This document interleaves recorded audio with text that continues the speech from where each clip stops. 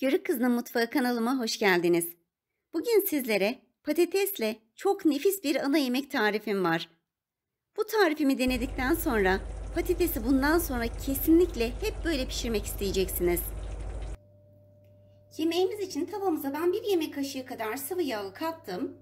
Üzerine de 400-500 gram kadar kıyma ilave ediyorum. Kıymayı harlı ateşte kavuruyorum. Kıymayı harlı ateşte kavurursak sulanmadan daha hızlı kavurabiliriz. Kavrulan kıymanın üzerine küçük küçük doğradığım 2 adet kuru soğan ilave ediyorum. Soğanlarım büyük boydu bu arada. Ve yine küçük küçük doğradığım 2 diş sarımsağı ekliyorum. Soğanlar yumuşayana kadar da kavuruyorum.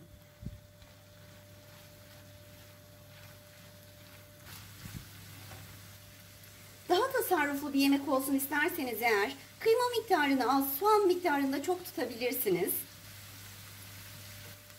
Soğanlar da yumuşadıktan sonra yeteri kadar tuz ilave ediyorum. Biz yemekleri baharatlı ve acılı seviyoruz gerçekten. O yüzden de 1 tatlı kaşığı pul biber ilave ediyorum. 1 çay kaşığı kadar da karabiber ekliyorum. Baharatları tamamen kendi damak tadınıza göre ayarlayabilirsiniz.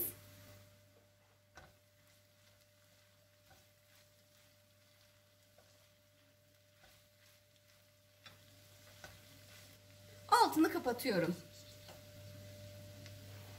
4 adet büyük boy patatesi haşladım önceden. Şimdi onları yuvarlak yuvarlak dilimliyorum. Çiğden kullanmıyorum patatesleri.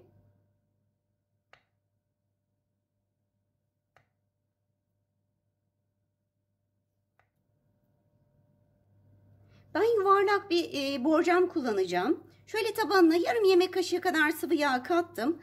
Ve güzelce yağlıyorum her tarafını. Patateslerimiz dibine yapışmasın. Dilimlediğim patatesleri tepsimizin tabanına diziyorum.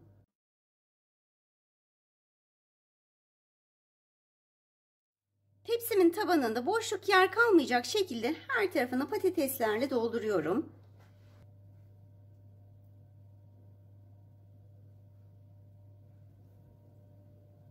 Kavurduğumuz kıymayı da patateslerin üzerine yayıyorum.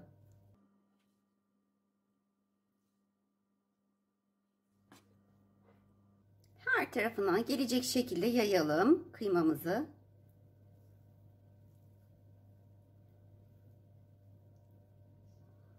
Patates ve kıyma miktarını ev halkına göre ayarlayabilirsiniz. Kalabalıksanız miktarı daha da artırabilirsiniz. Gerçekten çok nefis bir yemek oluyor. Kalan patatesleri de kıymamızın üzerine diziyorum.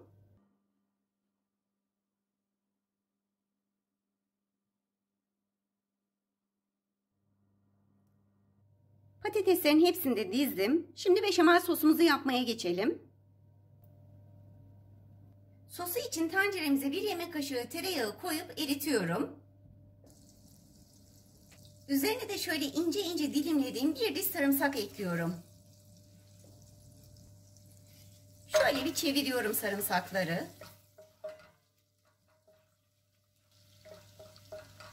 1 tepeleme yemek kaşığı un ekliyorum.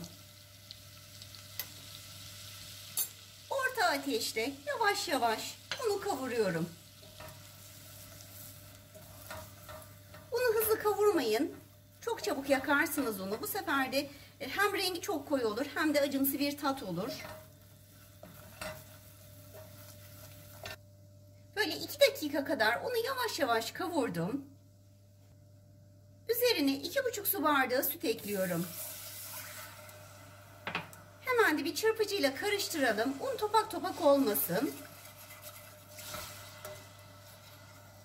Kalan sütleri de ekliyorum.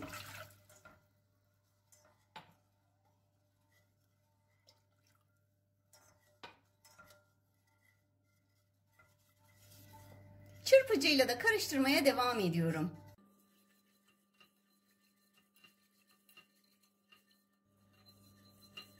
Üzerine 1 çay kaşığı köri katıyorum. Gerçekten köri çok yakışıyor. Kesinlikle tavsiye ederim. Yarım çay kaşığı kadar da karabiber ekliyorum. Ve 1 çay kaşığı da tuz ilave ediyorum.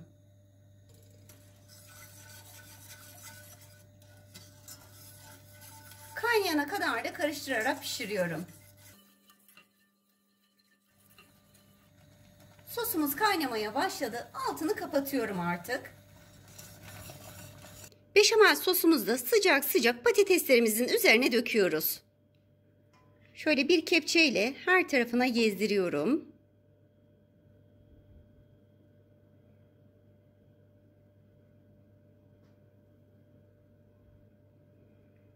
Sosumuzu özellikle koyu yapmadım.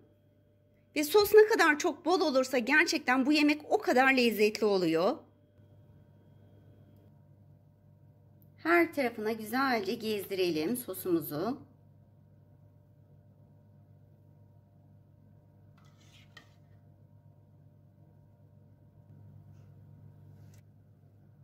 Bir kaşıkla her tarafına yayıyorum. Üzerine de kaşar peyniri rendesi serpiyorum.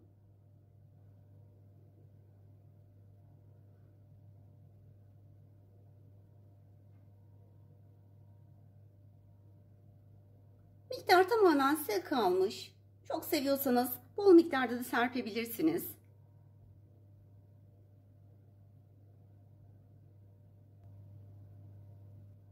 Üzerine de kırmızı toz biber serpiyorum. İsterseniz serpmek zorunda değilsiniz. Bu sadece güzel kızarsın diye serpiyorum ben. Ama güzel de bir lezzet de veriyor açıkçası.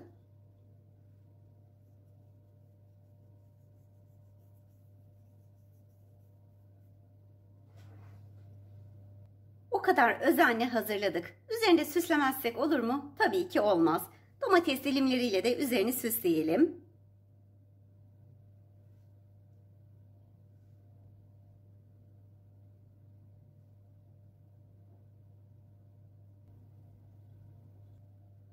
Ve yemeğimiz fırına gitmeye hazır. Yemeğimizi önceden ısıttığımız 190 derecedeki fırında sadece kaşar peynirleri kızarana kadar pişiriyoruz.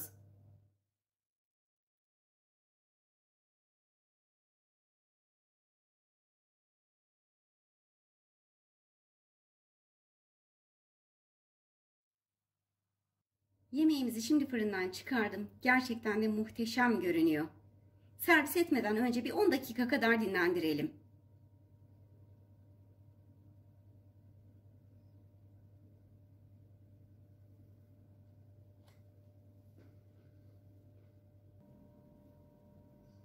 Sizler için şöyle bir dilim kestim ve onu da göstereyim.